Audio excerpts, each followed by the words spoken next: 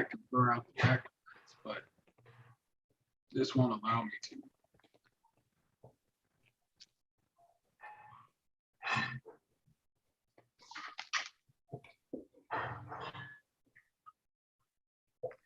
I could blur out the backgrounds, but All right.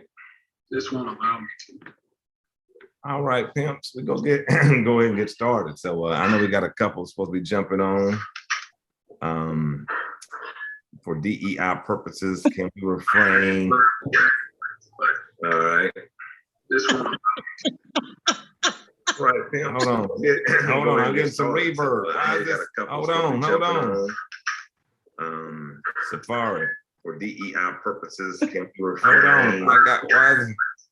All right. This one. Why my volume won't go down? It's repeating itself. Hold on. There we go.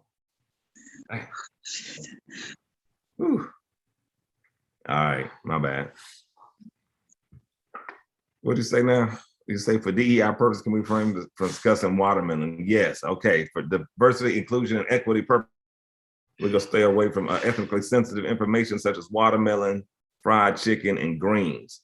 Just for this first first one out the box. This is Who's in the Room. I'm the host, Marvin Michaels. It's this open conversation and dialogue about everything relevant to us.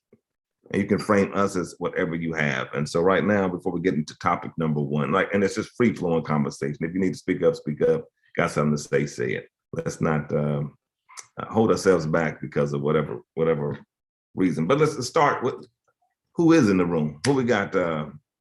If I got Jason, give us a little bit about who Jason is. Yeah, what's going on? My name is Jason, and it's not Hassan in Spanish, but it is actually American. It's Jason. You know, you can spell Jason.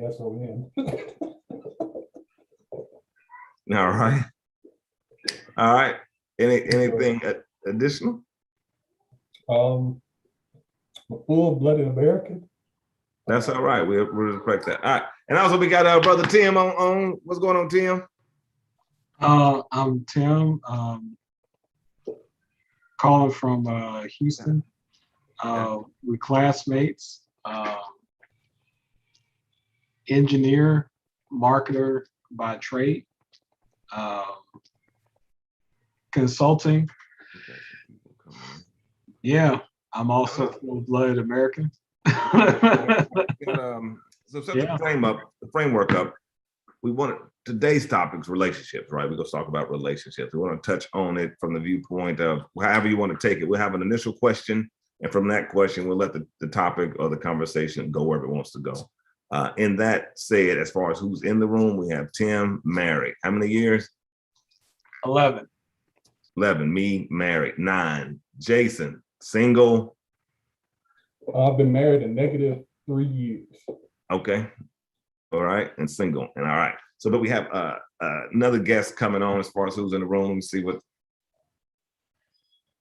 Trying to do two things at once and work out the details of this, right? So this is episode one out the box. So part of it's working out the logistics of how we flow, working out our conversation and moving through it in a streamlined manner. And we just jumped on. We got one more guest, Mr. Malcolm. Just jumped on. But right now, can you hear us? I can hear. All right, cool. We're setting it up as far as who's in the room as a conversation amongst men, women, different cultures, ethnicities, what have you. We just have an open dialogue, an open conversation to all things relative to just whatever we want to throw out on the table. Right now is relationships, but it's also relationships from the viewpoint of Jason brought up an article, and Jason runs a blog entitled, what's the title of your blog, Jay? Jason's Journal. Jason's Journal, and he read another article outside of his blog that was saying that my apologies, marriages are failing across the board. In addition to that, Black, African-American and Black people are failing faster. The largest increase in those failed marriages is in the African-American community. Is that correct? Did I say that correct, Jason? I didn't read the article. Yeah, the marriage rate in America in 2020 and 2021 is the lowest that has ever been recorded in history. Okay, Like the actual marriage rate of people, and the marriage rate is basically the rate of people who are getting married and who are married. And out of all the races, Black Americans are the most unmarried group out of all the racial ethnic groups. And they're saying, gotcha. but all of them have declined except for Asian Americans. Asian Americans have basically stayed stagnant. Their marriage rate has stayed stagnant. Okay, okay.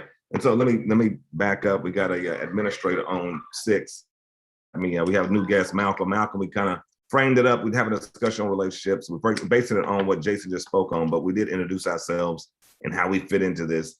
So as far as you've been in the room, who is Malcolm? And we said who we are, what we do, and how long we've been married. So we got to frame it up around the marriage and what type of relationship we're in. All right. Malcolm Jackson, married, coming up January the 1st will be 5 years for me. So that's right around the corner. What's the other criteria? What do I do? Yeah, that's it. Yeah, you can kind of just a little bit about yourself. Oh, okay. Basically, I work in the healthcare information technology space, manager of an ERP system with 40,000 plus employees. So, I deal in the corporate America. My wife is in HR. She's a Scorpio, crazy. All right. And he low key flex on the side, 40,000 employees. That's just to let y'all know that anytime you mess up one thing, they are looking for you. That's all that is. Okay. Oh, you found it. Okay. So with that said, let's frame it up. So the Black, so Jason, you said you've been married a negative 3 years. Expound on that and how it's relevant to the conversation you had. I mean, not the conversation, the article you read. My bad. I was just joking. -3. I was kind of imposing because I am divorced, and I was been divorced for 3 years, or separated for 2. I actually divorced for 1, so I kind of added that up to 3, and it was all bad. So I put it in the negative format, and so just kind of I view marriage. I'm a child of divorce home, but my parents, even though they were divorced, they still loved each other. Gotcha. And I've even all the marriages I've been around, even the bad ones, everybody who I've been around really loved people. It's only probably about a few people who I felt like, even though they're divorced, they didn't love each other. And you said even though they are divorced, what? I didn't hear that last part. Like even the people who are divorced, like that I know, there's probably a few people who I know that I can say that have a disdain for each other. Okay, gotcha. So it's not like they get divorced and you say there are fewer those types where they get divorced and just have a true disdain for one another. Other people still kind of love and care, just some other factors that didn't. So is that, which one of you, what bucket you fall in? I fall into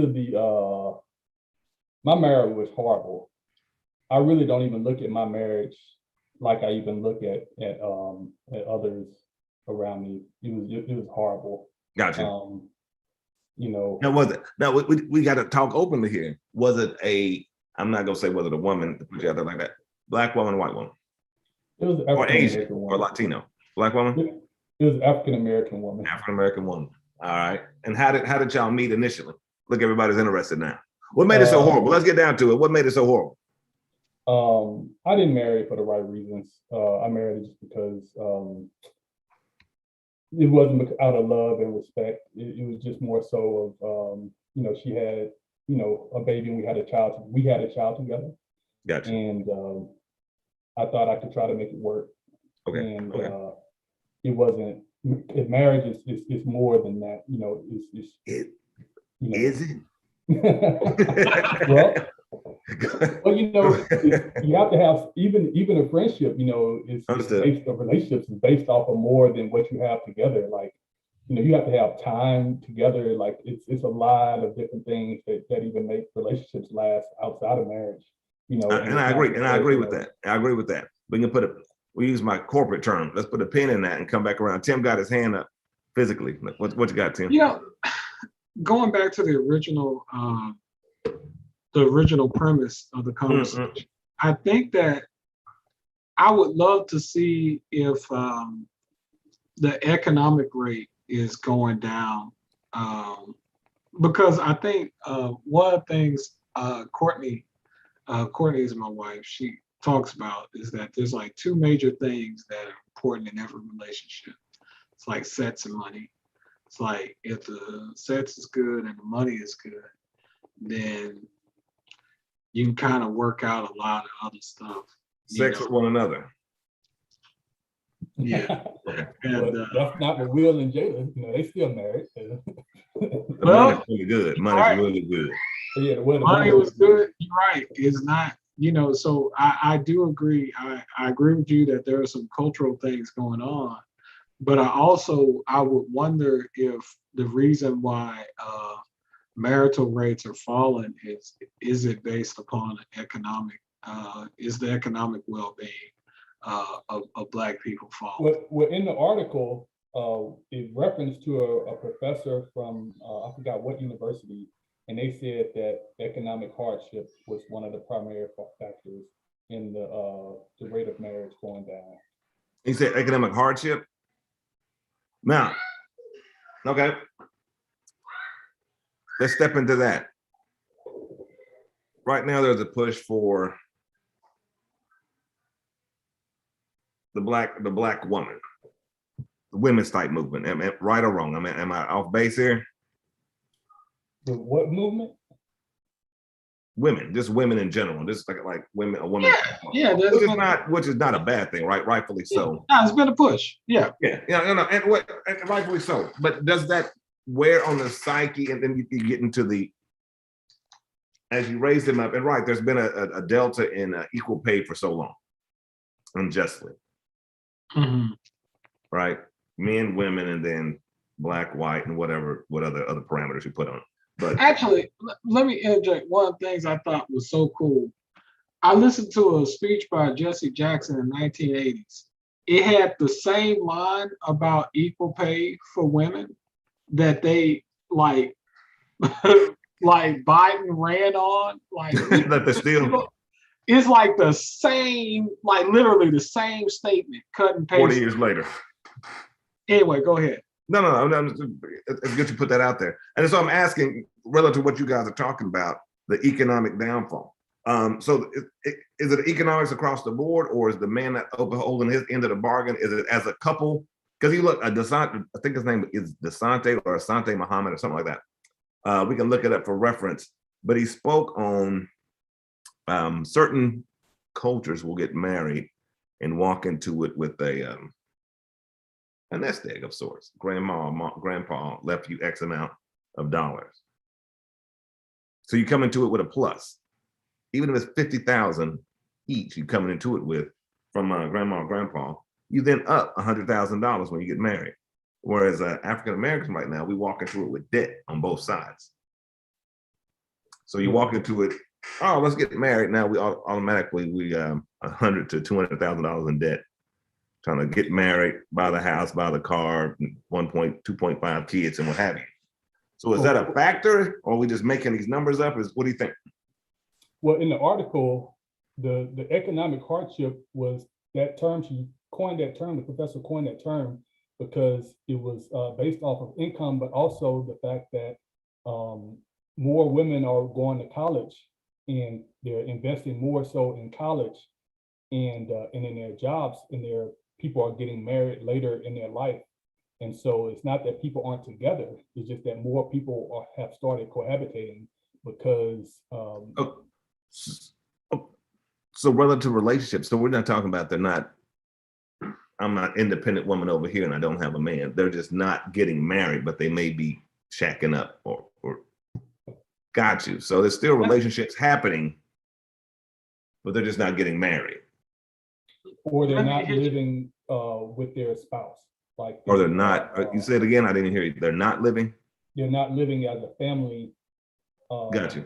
Okay, I follow. So marriage the rate of marriage is, you know, that's one thing, but another factor that they raised, another point was that even Black Americans aren't living with their, you know, more Black Americans are living single lives despite their relationship status. Okay, okay. So Okay. they are filing as head of households, basically, regardless of their, you know, their family status.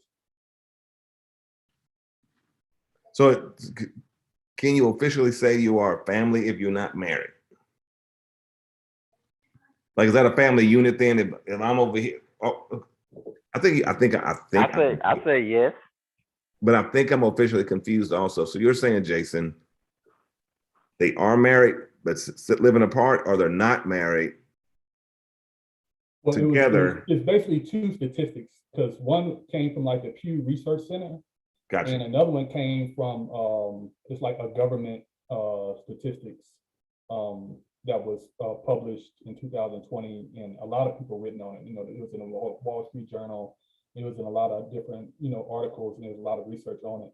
But a separate study actually said that, you know, Black Americans are, you know, are more likely to be single than any other race. And another study was like the marriage rate has, you know, is going down and is at historic lows, is record lows.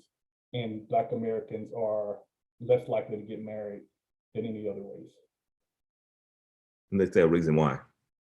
And the two reasons why the professor stated was economic hardships, and that is more women. Well, three reasons: more women are getting their education or getting college degrees. So there's more women who have higher degrees than men, and they have invested into the university, invested money into the university, and it's taking them longer to basically say, hey, you know, let me settle down, let me, you know, have a family. So even when they make that decision, are they not settling down with people of the same culture or race? Because you're saying, even though you say it's still going down, even though economically they're going up because they're earning more, higher.